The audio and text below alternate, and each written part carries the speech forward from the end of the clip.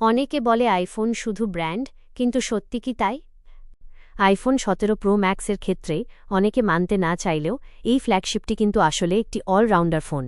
প্রথমত, আইফোন মোটামুটি water resistant এবং একই সাথে বেশ ডিউরেবল। তবে মনে রাখবেন, ফোন কিন্তু হাতুড়ি হিসেবে ব্যবহার করার জন্য না, আর 10 তলা থেকে ফেলার জন্যও নয়।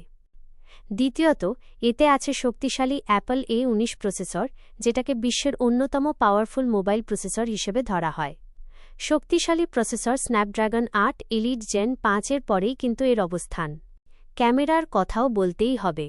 অনেক রিভিউ ওয়েবসাইট অনুযায়ী আইফোনের ক্যামেরা স্কোর বেশ উঁচু। বিশেষ করে DxO মার্কের মতো নির্ভরযোগ্য সাইট অনুসারে 30টি ক্যামেরা ফোনের তালিকায় আইফোনকে 4 নম্বর র্যাঙ্ক দেওয়া হয়েছে।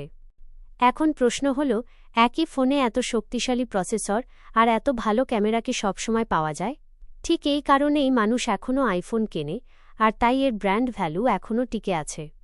যদি অ্যাপলের মূল প্রতিদ্বন্দ্বী স্যামসাং S26 আল্ট্রা এর কথা বলি, তবে এটি বিভিন্ন ফিচার্সে অ্যাপল থেকে এগিয়ে থাকলেও একটি ফোনের মূল জিনিস যা মানুষ বিবেচনা করে সেগুলো হলো ক্যামেরা এবং প্রসেসর। আর অ্যাপলের প্রসেসর কিন্তু খারাপ না, এছাড়া এর ক্যামেরা কিন্তু স্যামসাং থেকে অনেক এগিয়ে।